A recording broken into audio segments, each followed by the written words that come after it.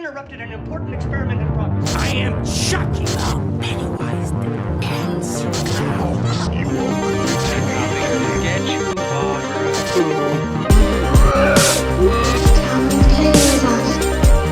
I want to play a game.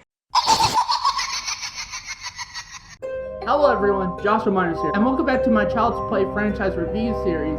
And today I'm looking in at the second installment, and that is Child's Play 2 from 1990. In 1988, he startled us with a frightening vision. Then he was destroyed and left for dead. Now, Sorry, Jack. Chucky's back.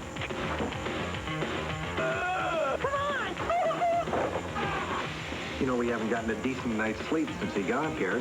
Child's Play 2, rated R, starts Friday, November 9th at theaters everywhere. Child's Play 2 stars Alex Vincent, Jenny Agutter, I think that's how you pronounce her name, if not right there, Gary Graham, Christine Elise, Brad Dourif, and it's directed by John J. LaFia?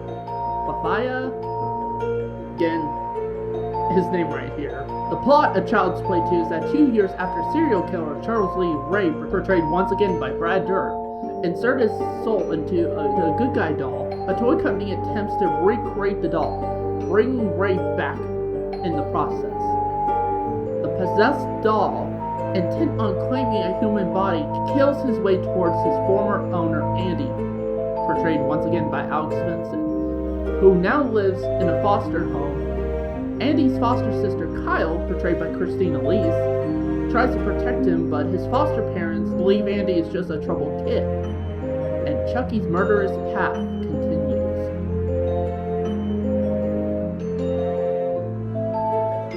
I will say, I do like the idea of the direction the story takes, you know, basically.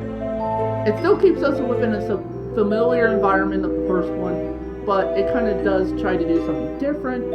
Instead of it being like for example, the environment throughout most of the time is this foster home. So it's still within a home environment, but kind of different setting in terms of like, because in the first film, Andy had his mother and everything like that.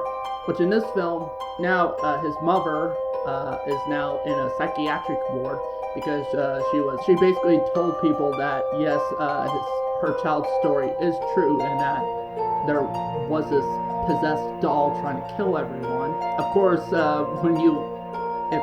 if you were a sane person, you would be like, cuckoo, cuckoo, cuckoo, and she was thrown in a psychiatric ward because of that.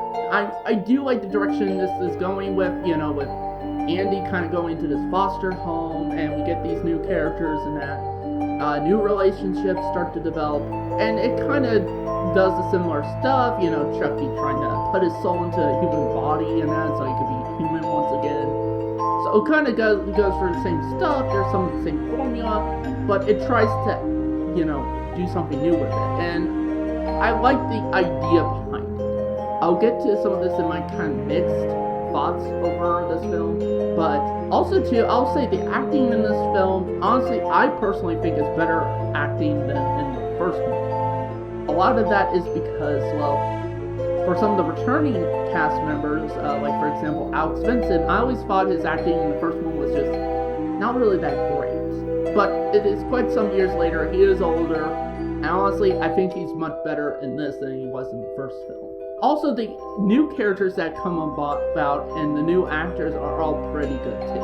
I like Christina Elise as Andy's foster sister Kyle. I think she was a pretty cool new addition to this franchise, which we hadn't really gotten much of her in the later films. That may change with this Child's Play TV series, because considering what they hint at by the end of Cult of Chucky again. Any spoilers here, I'll discuss all that once I get to Cult of Chucky. And all the actors are pretty good too. It's also nice to see Jenny Agutter, I think, I don't know how to pronounce her name. She was the nurse in American Werewolf in London. She was the nurse that David falls in love with, and she falls in love with him, and that. It was cool to see her in this, and but I watched this before I watched American Werewolf in London, and I didn't know that was her until recently, like a while ago. So that's cool that she's in there. She's the foster mom. That's pretty cool.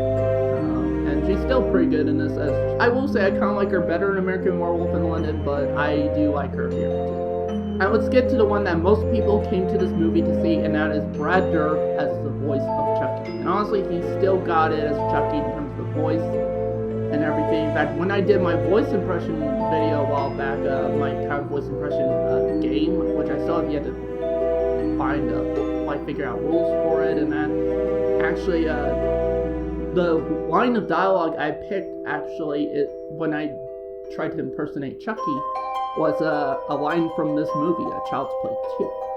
So that's got to be something. Which he does have quite a bit of one of the better one-liners in this film. I also really like the music of this film. I think the guy's name is by the name of Remy Reveal or something like that. If not, I'll put his name right here. He composed the music for this movie. As far as I know, I think he also composed the music for Freddy vs. Jason, like the orchestra stuff, and that was actually composed for the film. I don't know. Again, I'll put that information here if I was correct or not in post, but the music's pretty good. I like the music in this. It still kind of takes the whole thing with the first one, where it has kind of has a child sense of innocence, kind of child type stuff, but it does it in a creepy way. But this time it's kind of a more fun way, because this is, I will say, a little bit more of a fun movie than the original. Practical effects in this movie is really good, especially with, the whole thing of, I think the practical effects are actually done better in this film than it is in Child's Play 1. But honestly, for me, that's where my positives kind of end. I do have some things I'm quite fixed on. Some of them were my positives. So let's get right in.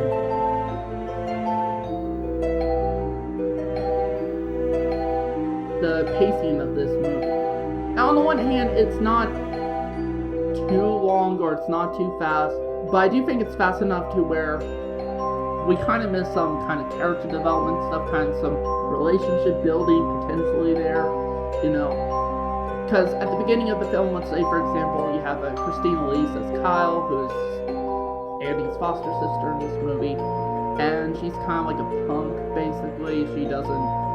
She didn't really seem to like Andy and all that stuff, and then it's halfway through the film, you kind of start to see their bond, but it's not much, and then by the end of the end of the film, they're brother sister. It's that kind of relationship. They have a brother-sister, brotherly-sister relationship. And I wish they could have built more time on that sort of thing than what they did with that. And that's again too with the foster parents. You don't really get to know what kind of relationship they have. But from what you did see, it seemed like the mother is very kind, nurturing, is it willing to give Andy a chance and that, thinks, this could be good for them.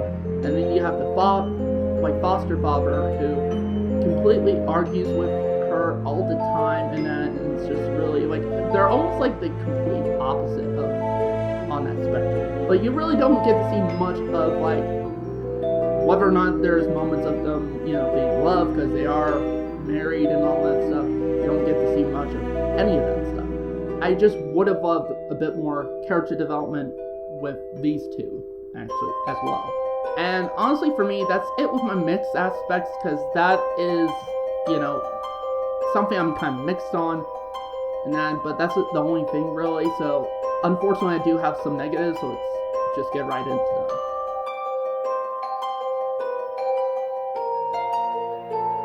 How they utilize Chucky in this film. Now, granted, does he have some of the better one-liners in this movie? Yes. Are the practical effects pretty good? Yes, which I forgot to mention now. I'll put that in my positives.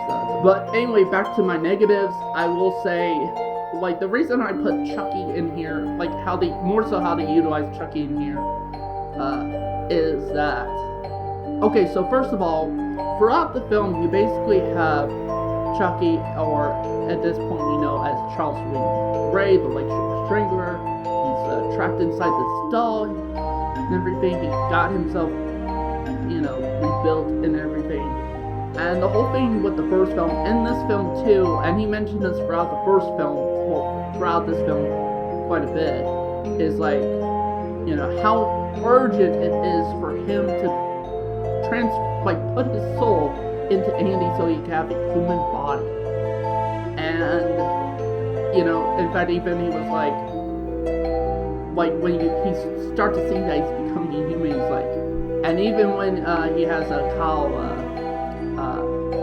held hostage so he could get to Andy, he's like, this is clearly something that's important to him, but there's a lot of times throughout the movie it doesn't seem so. There's a lot of times he kind of just fucks around. Like, for example, like, why did he feel the need to kill a doll? Like, there's this other good guy doll that's at the foster home, and he encounters it, and it's like, hi, I'm Tommy. Shut up, you idiot. And then it's like, he beats the doll to death, and basically takes the time to bury the doll. Like, I thought you were on a time crunch, Charles. It's like, time crunch.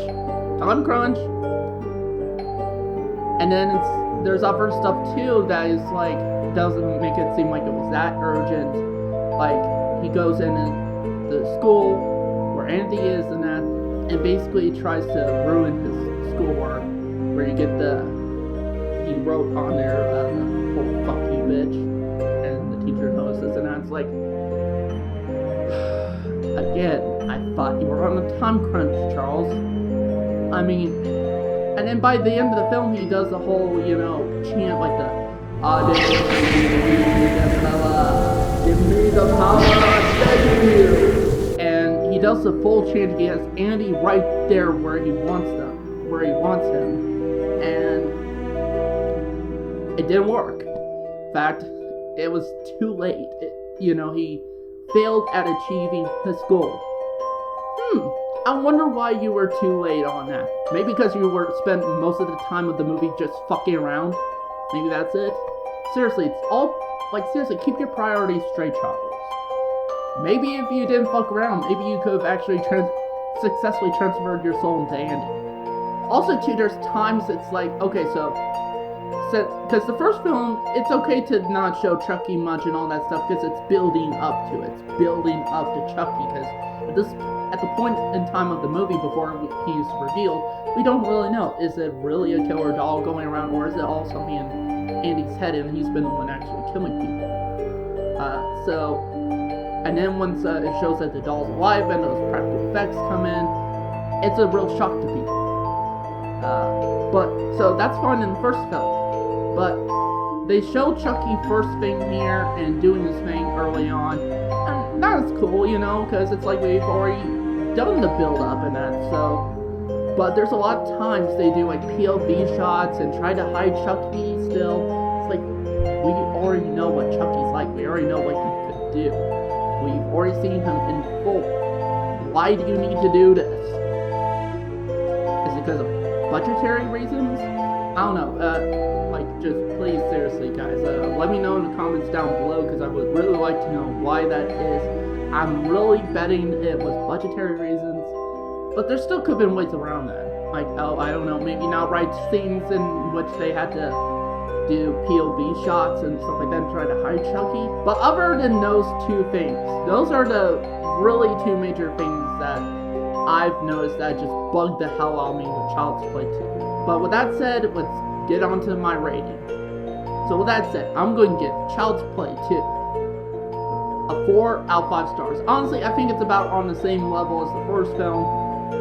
There's some things I think the first film did better with. There's some things I think this film did better with. Both films do have their issues, but they're still pretty good films, especially considering what they're trying to go with. Basically the concept of a murderous killing foul-mouthed little doll. So, and I'm not going to lie, I mean, I do like the Chucky series, especially like some of the better ones. I do like Chucky's character. Brad Dourif as Chucky is really good. Yeah, I still really enjoy this film. This is by no means one of the sequels that I like, because there's some people who would argue that this film is better than the original. It's one of those sequels like Terminator 2 or something like that. It's basically the Terminator 2 of the Child's Play franchise. I wouldn't go that far. I would say, honestly, in my opinion, Child's Play 2 is just as good as the original movie, and that's it. It's not better, it's not worse. It's just as good. They kind of still hit the spot, of the first movie. And I think it's a good kind of like, if you watch Child's Play 1 and watch Child's Play 2, it's a good kind of double feature. So that's it for this review. Thank you guys for watching, and sorry, Jack. Chucky's back.